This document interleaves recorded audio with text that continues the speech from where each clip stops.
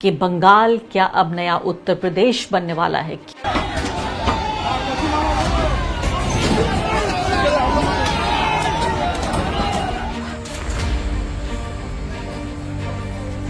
ममता बनर्जी जैसी एक महिला को बनाकर उसकी पिटाई करना, उसके साथ हिंसा करना,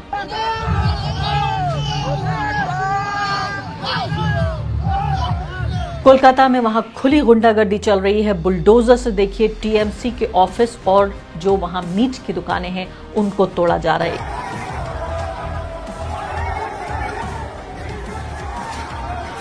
टीएमसी जो लीडर हैं इनको देखिए, ये पहले फ्लोर से इनको फेंका जा रहा है। मर्यादाएं सारी लांघ कर ये वायलेंस हो रहा है और तमाम तरह से जो कुछ बंगाल ने बनाया था उसको ध्वस्त और तहस नहस करने की कोशिश करना।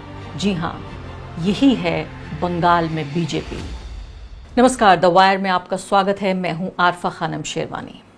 टीएमसी के झंडों पर पेशाब करना, बुलडोजर ले जाके टीएमसी के दफ्तरों को तोड़ना, मीट की दुकानों को ध्वस्त कर देना, ममता बनर्जी जैसी एक महिला को बनाकर उसकी पिटाई करना, उसके साथ हिंसा करना, मॉल में तोड़फोड़ करना, जय श्री राम के नारे लगाना और तमाम तरह से जो कुछ बंगाल ने बनाया था उसको ध्वस्त और तहस नहस करने की कोशिश करना।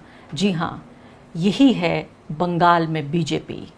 बीजेपी का क्या बंगाल इसी तरीके से स्वागत कर रहा है। मैं हमेशा कहती रही हूं कि संघ की पूरी विचारधारा सिर्फ विध्वंस जानती है, सिर्फ डिस्ट्रक्शन जानती है। ये कंस्ट्रक्ट कुछ नहीं कर सकती, बना कुछ नहीं सकती। इसको सिर्फ विध्वंस करना आता है, इसको सिर्फ ढाना आता है।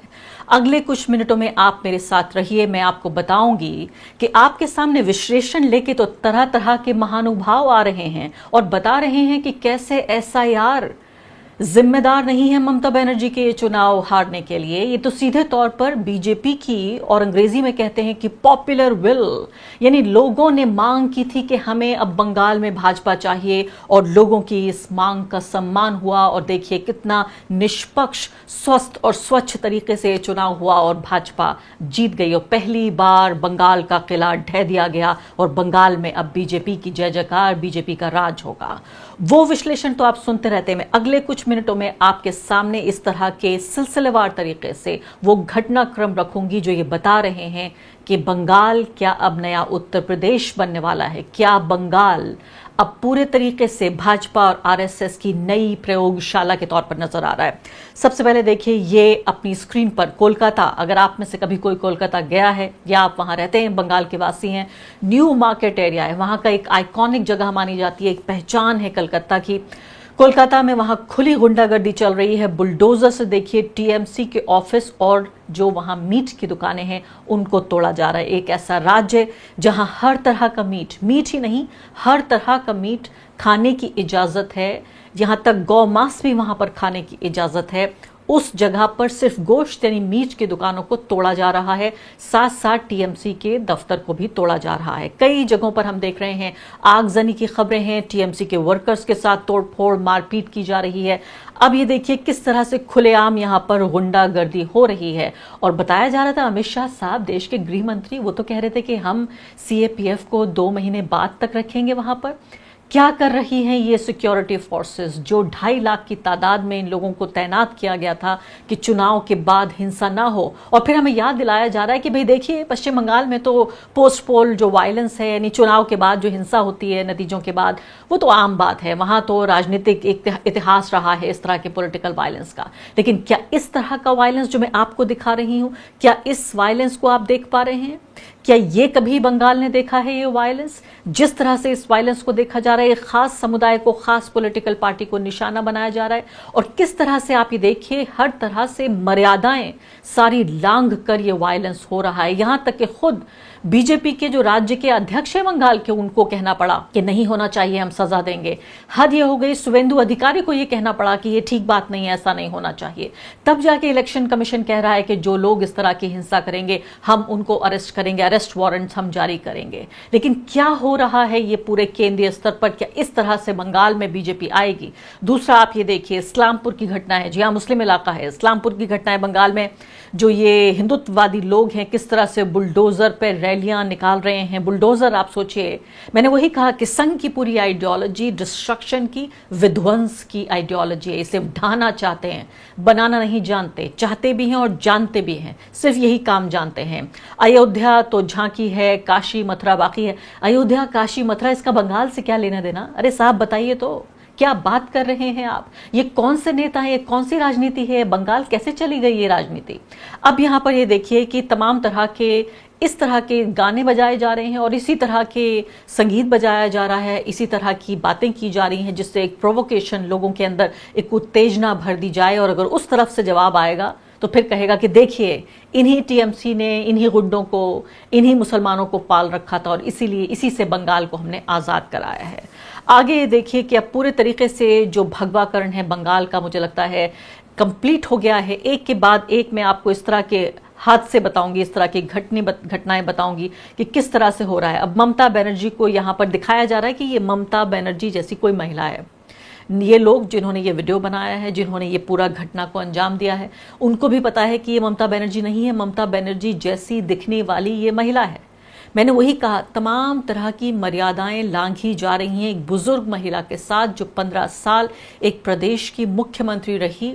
उस महिला के साथ ये हो रहा है, चेन में बांधकर एक प्रतीक के तौर पर उनको घसीटा जा रहा है और कहा जा रहा है कि हम तुमको बांग्लादेश भेज रहे हैं। अब सोचिए आप, मैं सवाल करना चाहती हूं उन तमाम महत्वपूर्ण लोगों से, उन तमाम इज्जतदार लोगों से जिन्होंने भाजपा को वोट देकर बंगाल में उनकी सरकार बनवाई है। अभी तो शपथ ग्रहण समारोह भी नहीं हुआ, अभी तो हमें यह भी पता नहीं है कि मुख्यमंत्री कौन होगा बंगाल का। लेकिन क्या आपने इस तरह की राजनीति के लिए वोट दिया है? अपने दिल पर हाथ रख के बताइए, आप ये चाहते थे? ये आपकी बंगाली अस्मिता है, ये आपकी बंगाली संस्कृति है जहां पे एक महिला के साथ प्रतीक बनाकर इस तरह से उसके साथ बर्ताव किया जा रहा है? तो तमाम तरह से जो भद्रता, जिसे बंगाली भद्रता कही जाती थी, वो भद्रता, वो इज्जत छीन ली गई है। भद्रलोक जिसे बंगाल का कहा जाता था, कहा जा रहा है कि उसी भद्रलोक ने ममता बनर्जी को हटाकर और बीजेपी को यहां लेके आए। भद्रलोक, जरा अपने आप से सवाल पूछे कि क्या कर रहे हैं। अगला आपको वाकया दिखाती हूं, ये वीडियो देखते जाइए, सब आपकी स्क्रीन पर, हर चीज का गवाहों और सबूतों के आधार पर। ये मेरे कोई मन का एक गुबार नहीं है जो आपके सामने मैं निकाल रही हूं, सिर्फ और सिर्फ वीडियो एविडेंस के आधार पर ये आपके सामने मैं रख रही हूं। अब ये देखिए, ये जगत बल्लभपुर जगह है, यहां से जो बीजेपी के लोग हैं, बताया जा रहा है कि इन्होंने टीएमसी के पार्टी ऑफिस को जला दिया है। अलग अलग टीएमसी के जो सांसद हैं और नेता हैं वो भी ट्वीट कर रहे हैं इस बारे में, और पता चलता है कि बंगाल में किस तरह के हालात हैं। इसके अलावा कुसुमगढ़ बंगाल का है ये वाकया। टीएमसी जो लीडर हैं, इनको देखिए, ये पहले फ्लोर से इनको फेंका जा रहा है, पहली मंजिल से इस व्यक्ति को फेंका जाता है। स्लो मोशन में देखिए इसको जरा, पहली मंजिल से इस व्यक्ति को फेंका जाता है, फिर ये व्यक्ति छत फाड़कर फिल्मी अंदाज में नीचे गिरा दिया जाता है। मुझे इसके बाद नहीं पता, इसके बाद का वीडियो मुझे नहीं मालूम कि इस व्यक्ति की जान बची या नहीं बची, इसका कुछ हाथ पैर टूटा, क्या हुआ। जितना वीडियो मुझे मिला है वो आपको दिखा रही हूं मैं। मशहूर गायक अरिजीत सिंह, जिनके गाने आपने भी सुने होंगे, मैं भी सुनती हूँ, सुनने में आया था उन्होंने इस बात का अनाउंसमेंट किया था कि वो सब कुछ काम छोड़कर वापस अपने गाँव मुर्शिदाबाद चले गए हैं। उन्होंने प्लेबैक सिंगिंग छोड़ दिया है। तब वो खबर में आए थे, वो दोबारा खबर में आए हैं। ये खबर ये है कि देखिए कि जो अरिजीत सिंह हैं, उनका शहर जियागंज यानी मुर्शिदाबाद जिले में आता है। लेनिन की मूर्ति को भाजपा के जो समर्थक हैं वो तोड़ रहे हैं, यानी वो ये कह रहे हैं कि किसी भी लेफ्ट से जुड़ी हुई कोई भी प्रतीक को हम रहने नहीं देंगे। यहीं पर हुआ। उसके बाद कोलकाता यूनिवर्सिटी में क्या हो रहा है? कोलकाता यूनिवर्सिटी में एबीवीपी के जो गुंडे हैं वो क्या कर रहे हैं? वो छात्रों को अटैक कर रहे हैं जो एसएफआई से यानी वाम दलों से जुड़े संगठन से जुड़े हुए हैं। इसके अलावा दूसरे स्टूडेंट ऑर्गेनाइजेशंस हैं, और कोई पुलिस, कोई भी सीएपीएफ के लोग यहाँ पर नहीं देखे जा सकते। अब ये देखिए कि पूरी तरीके से लॉ एंड ऑर्डर यानी कि जो कानून व्यवस्था है उसकी धज्जियां उड़ रही हैं। एक सरकार जा चुकी है, दूसरी सरकार आने वाली है। इसके बीच का ये पीरियड है। इलेक्शन कमीशन अभी भी जिम्मेदार है, इसी के लिए उसकी जिम्मेदारी है इसकी रक्षा करना। इसके अलावा सेंट्रल एजेंसी इसकी जिम्मेदारी है, ये उसी का अधिकार क्षेत्र है। लेकिन सब कुछ हमारी आंखों के सामने यहाँ पर हो रहा है। आप ये देख रहे हैं अरिजीत सिंह के घर को यानी उनके भी जिले को नहीं बख्शा गया है, वहां लेनिन की मूर्ति को तोड़ा जा रहा है। इसके अलावा भी मुस्लिम नामों वाले जितने बोर्ड्स हैं उनको निशाना बनाया जा रहा है और बागों के नाम, बोर्ड्स के नाम बदल के, यानी इससे पहले इतना इंतजार नहीं करना चाहते वो कि इससे पहले कि बीजेपी का मुख्यमंत्री आए और कोई भी काम आधिकारिक रूप से हो, क्योंकि उनको तो कानून के राज में विश्वास ही नहीं है, संविधान में विश्वास ही नहीं है। अब हमारा, मैं सोचती थी इसमें इलेक्शन कराने की क्या जरूरत थी? अगर आपको टेक ओवर करना था तो ऐसे ही कब्जा जमा लिया होता। सब कुछ तो है आपके पास, सारी सेंट्रल एजेंसीज आपके पास हैं और आपके पास अपने गुंडे भी हैं, तो कोई जरूरत नहीं थी ये चुनाव कराने की। अगर सरकार के आए बिना तमाम चीजों के नाम बदले जा रहे हैं, आप ये देखिए, दूसरा आपको ये एग्जाम्पल देना चाहती हूँ, ये देखिए आप, बनगांव का है ये एग्जाम्पल आपके सामने दिखा रही हूं, जहां पर ये गुंडे यहां पहुंच गए हैं और जो मुस्लिम शॉप ओनर है उससे कहा जा रहा है कि बिरयानी की जो दुकान है इसको दूर लगाइए आप, क्योंकि ये मंदिर के पास है। आपको लगता होगा कि ये तो उत्तर प्रदेश में होता रहा अभी तक, आपको लगता होगा ये कभी मध्य प्रदेश में आपने सुना है या कभी राजस्थान में भी आजकल सुनने में आ रहा है, लेकिन अब पश्चिम बंगाल ही नया उत्तर प्रदेश है। यहाँ बिरयानी यानी वो स्टेट जहां पर बहुसंख्यक लोग मीट खाते हैं, उन लोगों के लिए कहा जा रहा है, जहां पूजा पद्धति में मीट का इस्तेमाल होता है, उस प्रदेश में कहा जा रहा है कि मंदिर से दूर लगाइए आप ये जो बिरयानी की दुकान है। सीधे तौर पर 24 घंटे के भीतर तमाम चीजें हमारे सामने एक्सपोज हो गई हैं। एक ऐसा राज्य जहां दुर्गा पूजा पूरे राज्य का सबसे बड़ा त्योहार है। आपके लिए पहचानना नामुमकिन होगा कि हिंदू कौन है, यहाँ मुसलमान कौन है, किसके पंडाल में कौन नाच रहा है, ये पंडाल किसने बनाया है, मूर्तियां किसने बनाई हैं। एक ऐसा राज्य जो हिंदू मुस्लिम एकता की एक अटूट तस्वीर के तौर पर पिछले 80 साल से हमारे सामने था और आज़ादी से पहले भी।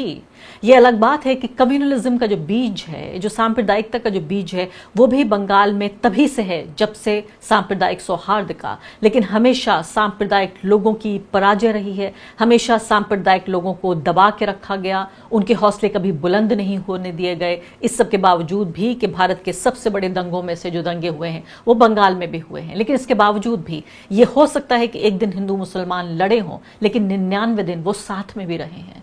बंगाल कभी भी परफेक्ट नहीं था, बंगाल कभी भी बहुत खूबसूरत नहीं था, बंगाल में हमेशा ऐसा नहीं था कि राम राज्य था, लेकिन बंगाल में हिंदू और मुसलमान दोनों का सह अस्तित्व यानी कि को एग्जिस्टेंस, एक छत के नीचे साथ रहने की मिसाल दशकों पुरानी है। और मैं इस उम्मीद के साथ इस कार्यक्रम को ख़त्म कर रही हूँ कि उम्मीद मैं ये करती हूँ कि अभी ये जो दौर गुजर रहा है ये ट्रांजिशन का दौर है, और जब कोई भी, अब जाहिर है बीजेपी की सरकार आएगी, तो मैं उम्मीद ये करती हूँ कि वो लॉ एंड ऑर्डर यानी कानून के राज की स्थापना करेंगे, बंगालियों को और बंगाल को बंगाल की तरह जीने देंगे। द वायर के और वीडियोस देखने के लिए सब्सक्राइब करें और बेल आइकन पर क्लिक करें। स्वतंत्र पत्रकारिता की आर्थिक मदद करने के लिए डिस्क्रिप्शन में दिए गए लिंक पर जाएं और अपनी राशि चुनें।